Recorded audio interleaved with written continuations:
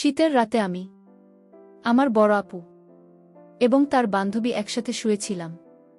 বাড়ি ভর্তি মেহমান, জায়গা না থাকায় যা হল আর কি। আমি, আপু এবং তার বান্ধবী রাতে একসাথে ঘুমানোর পর গভীর রাতে ঘুমের মধ্যে আমি অনুভব করলাম কেউ আমার সাথে এলোপাতাড়ি করার চেষ্টা করছে। ঘুম থেকে চোখ মেলে দেখি আপু এবং তার বান্ধবী মিলে আমাকে যা করল তা শুনলে বন্ধুরা তোমাদের মাথা ঘুরে যাবে। বন্ধুরা, গল্পটি অনেক ইন্টারেস্টিং। আশা করি পুরো গল্পটি তোমরা খুব মনোযোগ সহকারে শুনবে। তাহলে চলুন বন্ধুরা, গল্পটি শুরু করি।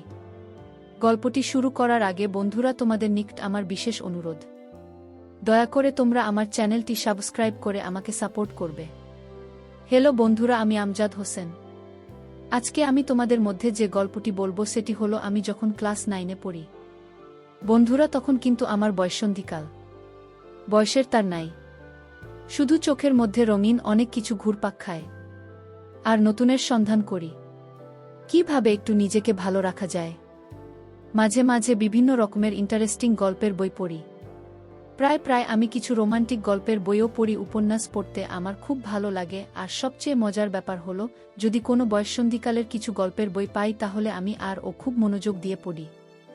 বয়সের তুলনায় আমার মনে শুধু তার পাতাতেও খেলে। আমাদের ক্লাসের সুন্দরী মেয়ে দেখলে শুধু হা করে চেয়ে থাকি আর কল্পনায় তাদের দেখে দেখে মাঝে মাঝে রাতে গোপন কাজ করতাম আর মনে মনে ভাবতাম যদি কাউকে পেতাম তাহলে অনেক মজা করে উপভোগ করতে পারতাম।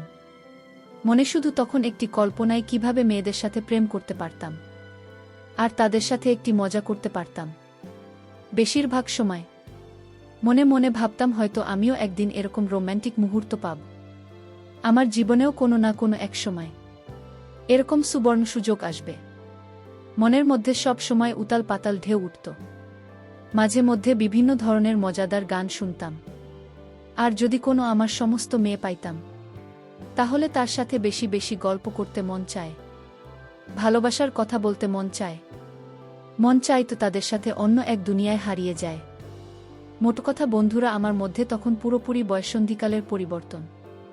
আমার মাঝে তখন প্রায় স্পষ্ট বোঝা যাচ্ছে গলার আওয়াজ, সব কিছুই বড় হয়ে গেছে, এমনকি নিচেও প্রচুর গজিয়েছে। কিন্তু হায়, এসব হলে কি হবে? আমার চেহারার কোনো মায়া গো প্রতিছাড় চিহ্ন পড়ল না আজও। আমি দেখতে ছিলাম অনেকটা সরল শিশুর মতোই। কেউ দেখলে জীবনে কল্পনাই করবেন না যে আমি এত সরল। যাই হোক বন্ধুরা, মাঝে মধ্যে আমি নির্জন জায়গায় একটি গোপন কাজ করতাম, যে কাজটি প্রায় প্রত্যেক পুরুষই বয়ঃসন্ধিকালের সবচেয়ে বেশি করে থাকে। কিন্তু আমাকে দেখলে কেউ ভাবতেও পারত না যে আমি এই গোপন কাজটি করি। মাঝে মধ্যে স্নান করতে গিয়েও ওয়াশরুমে পানিতে ছেড়ে দিয়ে মনের ইচ্ছামতো সুন্দরী মেয়েদের কথা ভাবতাম আর ইচ্ছামতো এই কাজটি করতাম। যাই হোক বন্ধুরা, মূল ঘটনায় আসি। আমার বাবা একজন ব্যবসায়ী, মা গৃহিণী। আমরা এক ভাই এক বোন। বলতে পারেন আমাদের সুখী পরিবার। বোন হল আমার বউ। আমার বোনের নাম উর্বশী। সে আবার ঢাকা বিশ্ববিদ্যালয়ে অর্থনীতি বিভাগে পড়ে। আমার বোনটি অনেক কিউট এবং মিষ্টি। কি দারুণ তার চেহারা! ছোটবেলায় সে আর আমি একসাথে থাকতাম। তাকে নিয়ে কত কানামাছি খেলতাম। যাই হোক, এখন আমিও বড় হয়ে গেছি, সেও বড় হয়ে গেছে, কিন্তু সে আমার থেকে অনেক বড়, প্রায় 6 বছরের বড়। তার দৃষ্টিতে এখনও আমি খোকা। আমার বড় বোন আমাকে অনেক ভালোবাসত। সে ঢাকা ইউনিভার্সিটিতে একটি মেসে থাকে। বছরে 2-4 বার আসে বাড়িতে বেড়ানোর জন্য। কিন্তু ঢাকা ইউনিভার্সিটিতে পড়তে গিয়ে যে আমার বড় বোন এত সুন্দর আর স্মার্ট হয়ে গেছে তা মাঝে মাঝে সে বাড়িতে আসলে বুঝতে পারতাম। মোট কথা, সে এত সুন্দর আর এত লাবণ্যময় এবং আবেদনময় হয়ে গেছে তা আগে আমার চোখে কখনো ধরা পড়ে নাই। তাকে দেখলে মনে হয় যেন সুপার হিরোইন। কি বলব বন্ধুরা, যদিও সে আমার নিজের বোন, তারপরেও তাকে দেখে আমার মাথা ঘুরে যায়। মাঝে মধ্যে মনে হয় আমি তার প্রেমে পড়ে যাই। আবার সেই সাথে প্রচুর মেধাবী বটে। কি যে করি, মাথায় কোনো আইডিয়া আসছে না। তখন মাথায় এক শয়তানি বুদ্ধি কাজ করে। আপু যখন বাড়িতে আসত তখন প্রায় আমি লুকিয়ে লুকিয়ে তার বিভিন্ন দৃষ্টিভঙ্গি দেখতাম। কি সুন্দর দেখতে! তাকে দেখলেই মনে হতো আমি তার প্রেমে পড়ে যাই।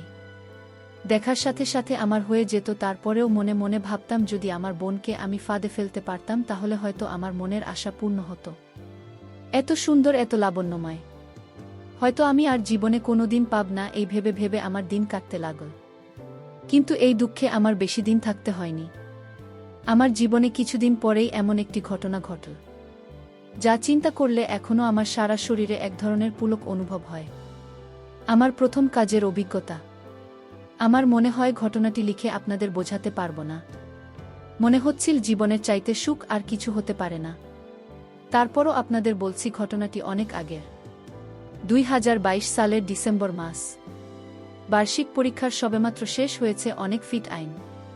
তার উপর আমাদের গ্রামেও প্রচণ্ড শীত পড়েছে।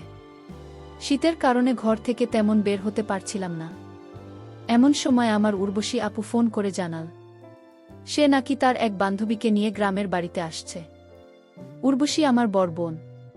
ও গত বছর ঢাকা ইউনিভার্সিটিতে অর্থনীতি বিভাগে চান্স পায়, তাই পড়ালেখার সুবিধার্থে ও ঢাকায় থাকে।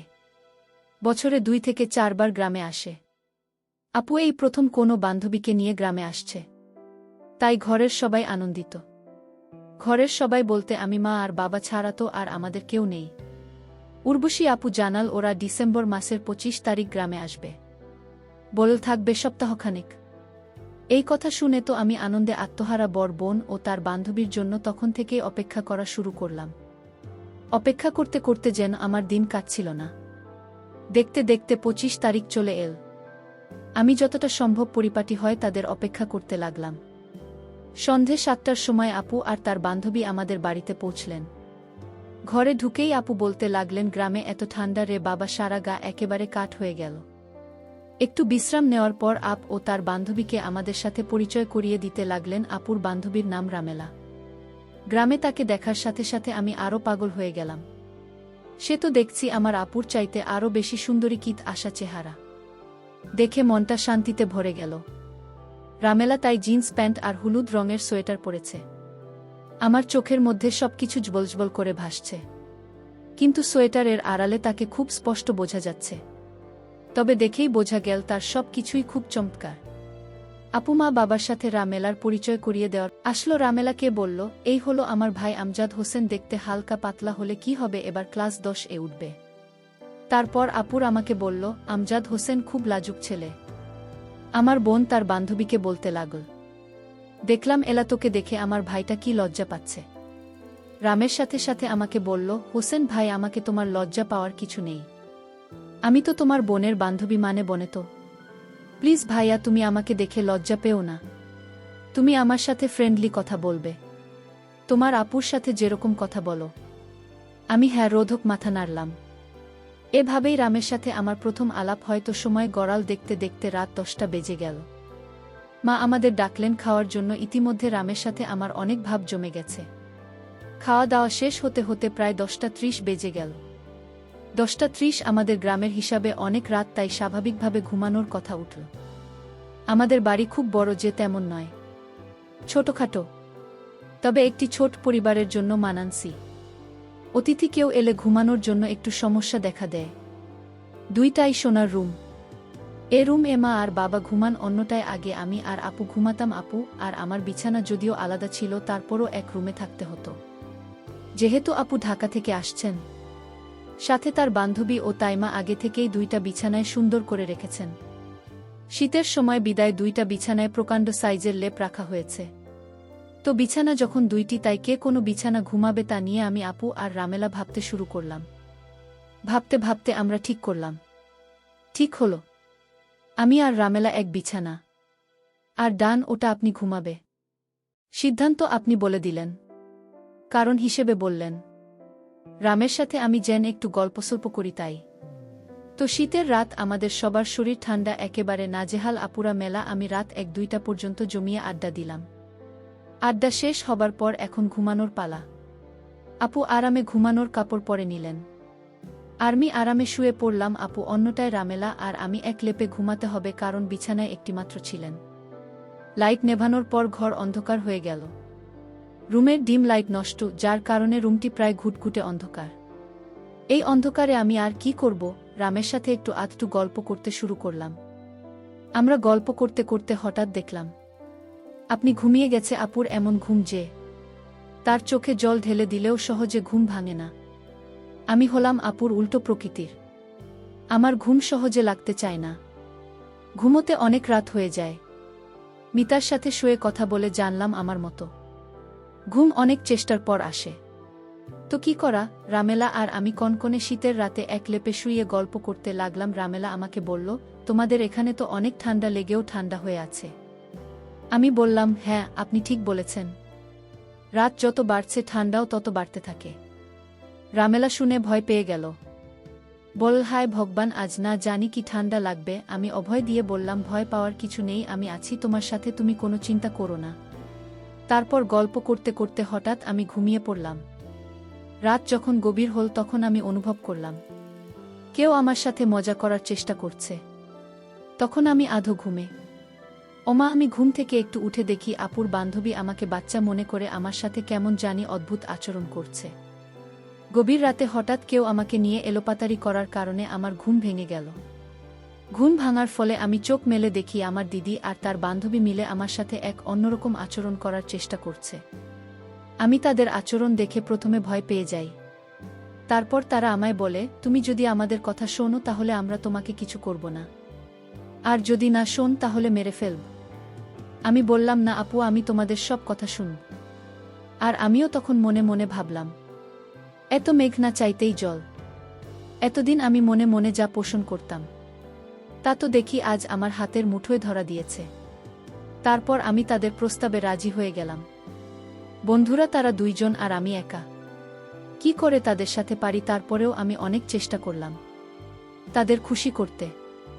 সবচেয়ে মজার ব্যাপার হলো, আমাদের সকলেরই সেদিন ছিল জীবনের প্রথম এমন অভিজ্ঞতা, যার কারণে প্রথমবার একটু সমস্যা হলেও যখন প্রথম আমি তাদের সাথে কাজ করতে চাই, আমি কিভাবে কাজ শুরু করব কিছুই বুঝে উঠতে পারলাম না। তার আপু তার বান্ধবী মিলে আমাকে শিখিয়ে দিল আমি কিভাবে কাজ করতে হবে। তারপর বন্ধুরা আমি একাই আপু এবং তার বান্ধবীর সাথে সারারাত ইচ্ছামতো কাজ করে আমার মনের আশা পূরণ করলাম।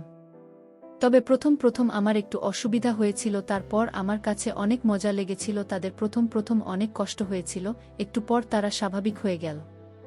বন্ধুরা, প্রকৃতপক্ষে সেদিনের রাতটা আমার জীবনের স্মরণীয় রাত। সেদিন এত আনন্দ পেয়েছিলাম যা তোমাদের ভাষায় বোঝাতে পারবো না। তারপর বন্ধুরা প্রায় এইভাবে এক সপ্তাহ পর্যন্ত আমাদের হয়েছিল। এক সপ্তাহ পর আমার আপু এবং তার বান্ধবী ঢাকায় চলে গেলে। তবে তারা ঢাকা চলে যাওয়ার কারণে কিছুদিন আমার মনটা খারাপ ছিল। এতদিন তাদের কাছ থেকে আমি যা পেয়েছি হয়তো তা আমি আর কোনোদিন পাব না, এই ভেবে আমার চোখে জল চলে আসলো। তারপরেও নিজেকে সান্ত্বনা দিলাম, যাই হোক, অবশেষে অনেক দিনের ক্ষুধার্তের মধ্যে একটু খেতে পারলাম। যা খেলেছি তাতে 6 মাস চলবে। বন্ধুরা, এর পরেও আমার আপু যদি ঢাকা থেকে আসত তার সাথে আমার এরকম হতো। আস্তে আস্তে আমিও তার সাথে একদম ফ্রি হয়ে গেছিলাম।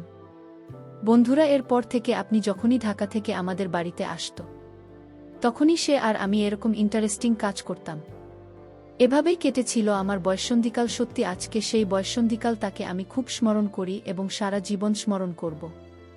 বন্ধুরা, আজকে এই পর্যন্তই। আবারও আসব তোমাদের মধ্যে নতুন কোনো ভিডিও নিয়ে। ভিডিওটি যদি তোমাদের ভালো লাগে তাহলে একটি লাইক দাও। প্রতিদিন আমি তোমাদেরকে একটা করে নতুন গল্প উপহার দিব, তাই তোমাদেরকে অনুরোধ করে বলছি, তোমরা যদি এরকম ধরনের ইন্টারেস্টিং গল্প পেতে চাও তাহলে দয়া করে আমার চ্যানেলটি সাবস্ক্রাইব করো। পরিশেষে তোমাদের সকলের সুস্বাস্থ্য কামনা করি। ভিডিওটি দেখার জন্য তোমাদের সকলকে অসংখ্য